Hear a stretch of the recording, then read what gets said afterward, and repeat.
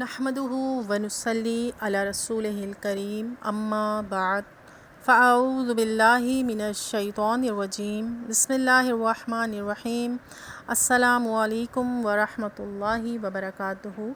امید ہے آپ سب اچھے حالوں میں ہوں گی۔ اللہ کریم آپ سب کو اچھے حالوں میں رکھے اور آپ کی طرف بڑھتے ہوئے ہر شر کو خیر میں بدل دے اور خوب سے خوب علم حاصل کرنے اور اسے دوسروں تک پہنچانے کی توفیق مرحمت فرمائے۔ الحمدللہ، جیسا کہ آپ سب کو معلوم ہے کہ ہمارا فرض علوم کورس کے مسائل جو ہیں وہ جاری و ساری ہیں۔ آج کا جو ہمارا ٹاپک ہے جو فرض علوم میں سے لیا گیا ہے، یعنی مجھے لگا کہ یہ ضرور آپ لوگوں کو معلوم ہونا چاہیے کہ اذان جو ہے وہ ایک اس کو اذان کو کہنا جو ہے وہ واجب ہے، اور اگر کوئی بھی نہ کہے تو پھر وہ تمام پر ہی گناہ ہوتا ہے۔ یہاں تک کہ اس کی وعید جو ہے یہ تک فرمائی ہے امام محمد رحمۃ اللہ تعالیٰ علیہ نے، اگر کسی شہر کے سب لوگ اذان ترک کر دیں تو میں ان سے قتال کروں گا، یعنی وہاں قتل کروں گا، اور اس طرح کے آپ نے فرمایا۔ تو یہ حکم جو ہے وہ سنت موقدہ ہے، لیکن اس کا حکم مثل واجب ہے۔ اذان سنت موقدہ ہے لیکن حکم کیا ہے اس کا؟ واجب ہے کہ اذان کہنی چاہیے۔ تو اذان کہنی چاہیے، یہ تو مردوں پر واجب ہے۔ اسی طرح جو تمام سننے والے ہیں ان پر اس کا جواب دینا جو ہے وہ بھی واجب ہے۔ اذان سننے کے وقت جو ہے وہ جب اذان ہو تو اتنی دیر کے لیے جب تک اذان ہو رہی ہے سلام، کلام اور جواب سلام، تمام اشغال یعنی کہ تمام مشغولیت جو آپ کی ہیں، مصروفیتیں ہیں، وہ موقوف کر دیجئے۔ یہاں تک کہ قرآن مجید کی تلاوت بھی اگر آپ کر رہے ہیں اور درمیان میں اذان ہو جائے، اذان کی آواز آ جائے، تو تلاوت کو موقوف کرنے کا حکم ہے۔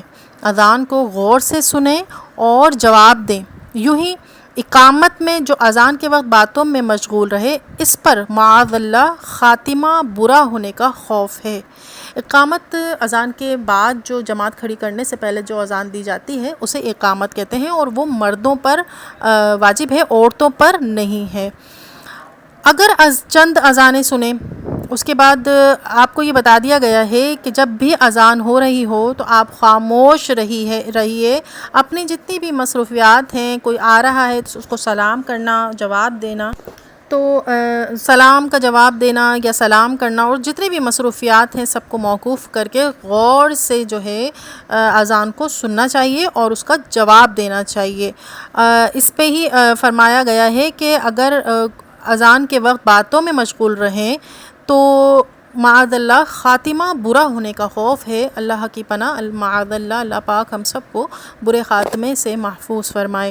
اس کے بعد ایک اور مسئلہ ہے کہ اگر چند اذانیں ہو رہی ہوں، جیسے ایک پہلی اذان ہم نے سنی اور اس کا جواب دے دیا، اس کے بعد پھر مزید اذانیں جیسے ہوتا ہے ایک کے بعد ایک اذانیں شروع ہو جاتی ہیں، تو پہلی اذان جو آپ نے سنی اس کا جواب دے دیں، اور سب کا جواب دے سکیں تو بہتر ہے۔ یعنی کہ پہلی کا جواب آپ کو دینا واجب ہے، لازمی ہے، اور لیکن اس کے بعد جتنی اذانیں اگر آپ جواب دے سکتی ہیں، جتنی بہتر اذانیں سن کر جتنا دے سکتی ہیں جواب، اتنی دے دیجئے۔ غرض جتنا احترام ہو سکتا ہے اس میں کوتاہی نہیں کریں گی نماز میں۔ راہگیر اگر چلتا ہوا ہے تو وہ رک جائے نماز اذان کے ٹائم پہ اور اذان سنے، اگر لیٹا ہوا ہے تو بیٹھ جائے، ننگے سر ہو تو سر پر رومال یا دوپٹہ وغیرہ لے لیجئے، وغیرہ وغیرہ۔ یعنی کہ جتنا احترام اذان کے وقت آپ کر سکتی ہیں اس کا کرنا ضروری ہے۔ پھر اس کے بعد اذان جب ہو رہی ہو تو مؤذن جو کلمہ کہیں، جیسے کلمے کہتے ہیں اللہ اکبر اللہ اکبر، تو اس کے بعد سننے والا بھی وہی کلمے کہے، لیکن حی علی الصلاۃ جب کہا جائے اور حی علی الفلاح کہا جائے تو اس کے جواب میں حی علی الصلاۃ اور حی علی الفلاح دہرائیے، اس کے بعد کہیے لا حول ولا قوت الا باللہ۔ ٹھیک ہے، یہ کہنا بہتر ہے کہ دونوں کہیں گی تو اتنا بھی ملا لیجئے کہ لا حول ولا قوت الا باللہ کے بعد یہ بھی ملا لیجئے کہ ما شاء اللہ کان ولا لم یشاء لم یکن۔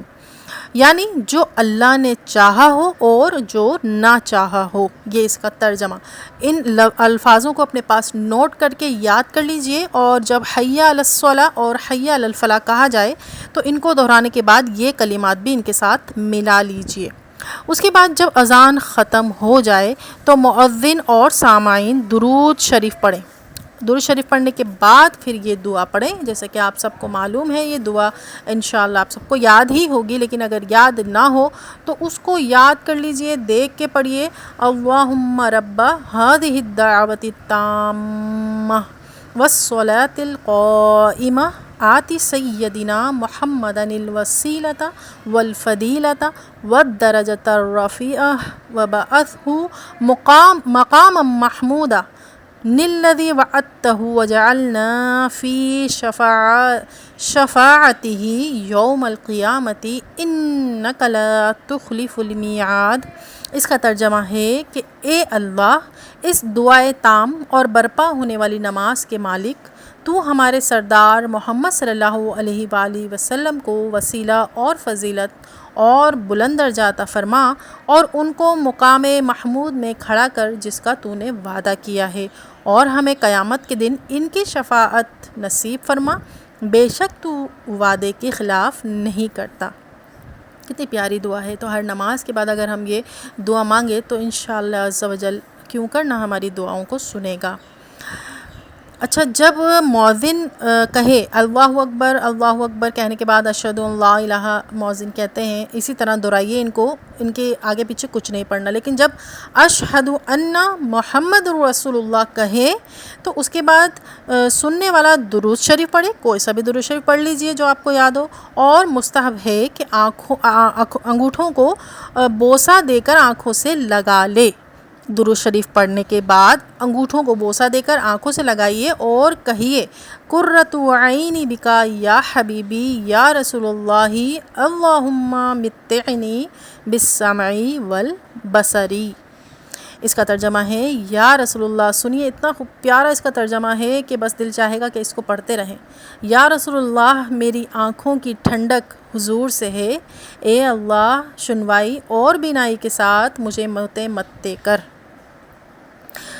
اسی کے ضمن میں ایک روایت مروی ہے، سیدنا صدیق اکبر رضی اللہ تعالی عنہ سے مروی ہے کہ جب اس جناب نے یعنی مؤذن کو اشہد ان، یعنی نبی پاک صلی اللہ علیہ وآلہ وسلم نے مؤذن کو اشہد ان محمد رسول اللہ کہتے سنا تو یہی دعا پڑھی، اور دونوں یعنی اس جناب یعنی غالباً جو ہے لکھنے والے اپنی طرف اشارہ فرما رہے ہیں، تو یہی دعا پڑھی اور دونوں کلمے کے انگلیوں کے پورے جو ہے جانب زیریں، یعنی کہ دونوں انگوٹھوں کو جو ہے ان کے پورے جو ہے وہ چوم کر آنکھوں سے لگائے۔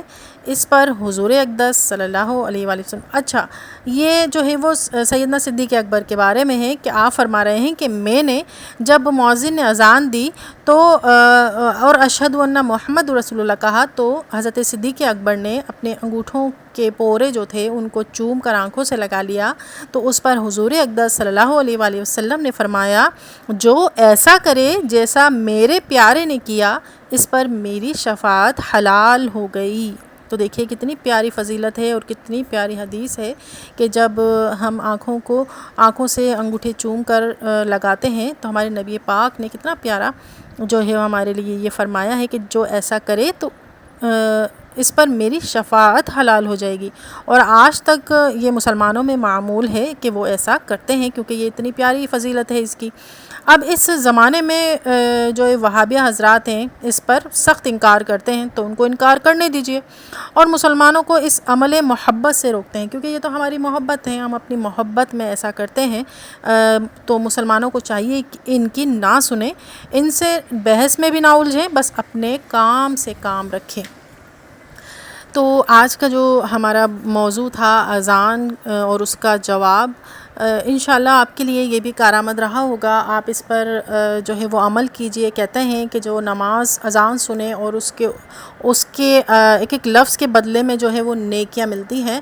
ابھی میرے ذہن میں نہیں ہے اس کی فضیلت، کہ بس یہ یاد ہے کہ ایک ایک لفظ پر نیکیاں ملتی ہیں، یعنی جو اذان میں مؤذن جو کہتے ہیں اس میں دہرایا جائے، اس کے بعد پھر دعا مانگی جائے، تو بہت ساری نیکیاں جو ہیں وہ ہماری چند منٹوں میں نیکیوں کا انبار لگ جاتا ہے۔